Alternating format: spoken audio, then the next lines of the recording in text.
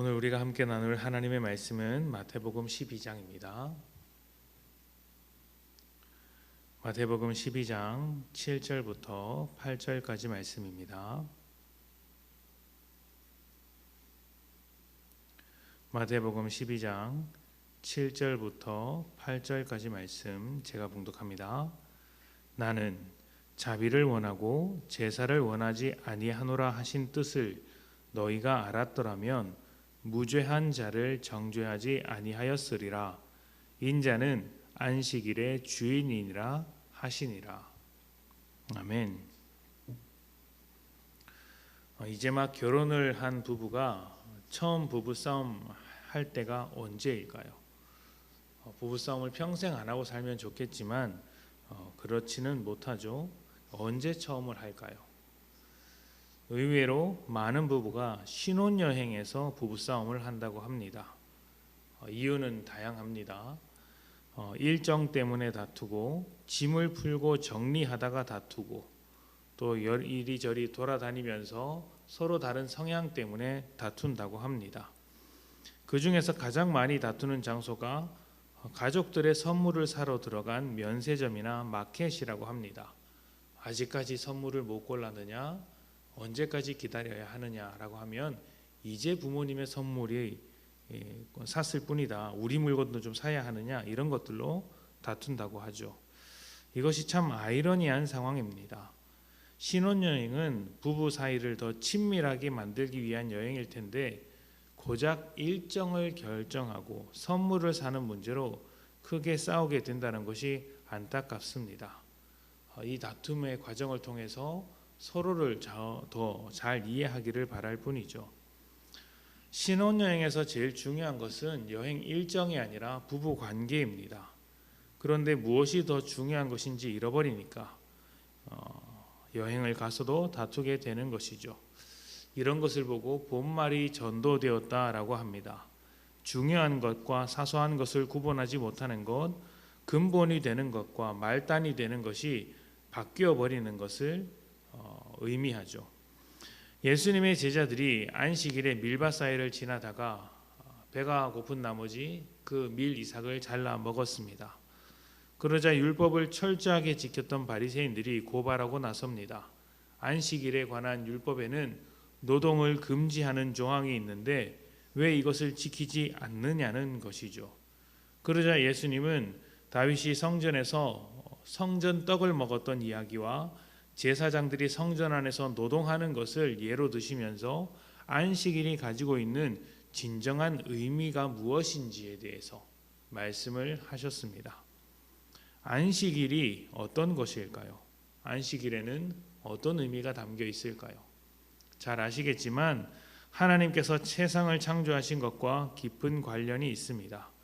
하나님께서 처음 창조하셨을 때 세상은 가장 아름답고 복된 모습이었으며 하나님의 사랑과 은혜가 충만했던 장소였습니다.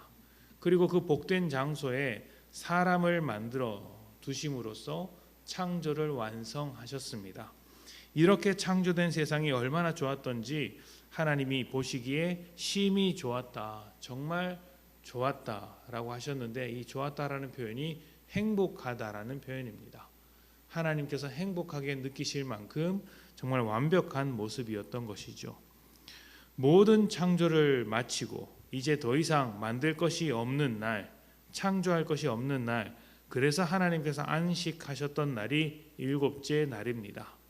그래서 안식일은 하나님께서 완성하신 것을 의미하며 하나님으로 인해 은혜와 사랑이 충만해진 것을 기념하는 날이기도 합니다. 하나님께서 충만하게 하신 것을 사람이 누리는 날이죠. 모든 사람이 일을 하지 않게 되는 것도 나의 노동으로 내 삶이 충만해지는 것이 아니라 하나님의 노동으로, 하나님의 일하심으로 사람이 쉼을 얻는다는 의미에서 일을 하지 않는 것입니다. 그러니까 사람을 위해 일해 주시는 하나님을 기념하기 위해 내가 일하는 것을 쉬고 하나님의 충만하심을 풍성히 누리는 날이 안식일인 것이죠. 그렇기 때문에 안식일에 일을 하지 말라고 말하는 것은 하나님의 충만함을 고백하고 누리라는 의미지 그것 자체가 특별한 규범이 되어서 사람을 못 살게 만들어서는 안 되는 것입니다. 제자들이 배가 고파서 밀을 잘라 먹었을 땐 그 배고픔을 이해하고 배고픔을 충만하게 만들어 줄 어떤 방법을 고민해야 했던 것이지 그 행위 자체를 가지고 이제 정죄해서는 안 되었던 것이죠. 물론 주체할 수 없는 욕망을 채우기 위해서 일에 매여 살아갈 때는 안식일이고 뭐고 없이 그냥 일에 매여서 살아갈 때는 이 안식일을 통해 일을 멈추는 것이 중요합니다.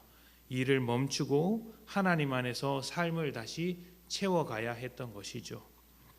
예수님께서 제사보다 자비를 원하시는 하나님의 말씀을 안식일과 연관시켜 말씀하신 것도 같은 맥락입니다.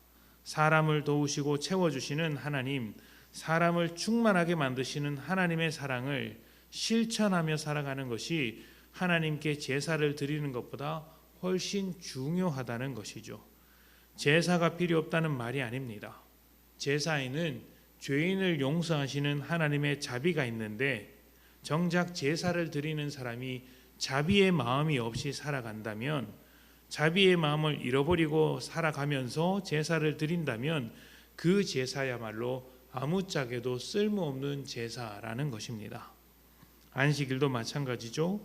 안식일에는 사람을 살리고 회복하시며 충만하게 만드시는 하나님의 마음이라는 것이 있는데 그런 마음이 없이 안식일을 규정으로만 지키고 있으면 잘못된 것이라는 말씀입니다.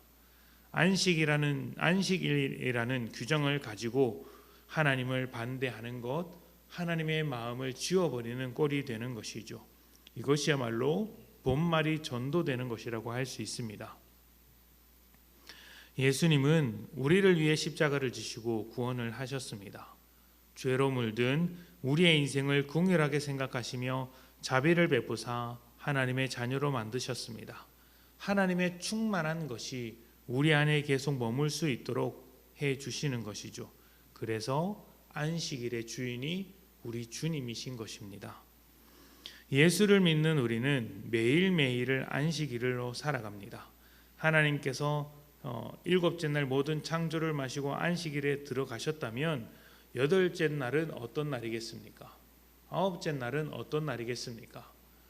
일곱째 날 이후로 모든 날이 안식하는 날인 것입니다. 하나님께서 만드신 그 세상 안에서 살아갈 때 우리는 하나님과 함께하며 안식을 누리는 것이죠.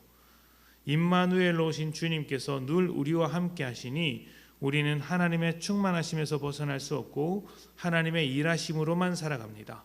그러니 우리의 매일매일도 안식일이라고 할 수 있는 것입니다. 하나님께 맡겨진 인생으로 세상이 누릴 수 없는 안식을 가지고 하나님의 충만하심으로 채워지는 하루하루를 우리의 삶으로 만드는 것, 이것이 안식일을 지키며 살아가는 것이라고 할 수 있겠습니다. 무엇보다 안식일의 정신을 기억하며 살았으면 좋겠습니다. 하나님으로만 충만해지는 날입니다. 하나님의 충만하심으로 채워지는 날입니다. 하나님과 함께하며 하나님으로부터 공급받는 날입니다. 오늘이 바로 그 날이라는 것을 꼭 기억하십시오.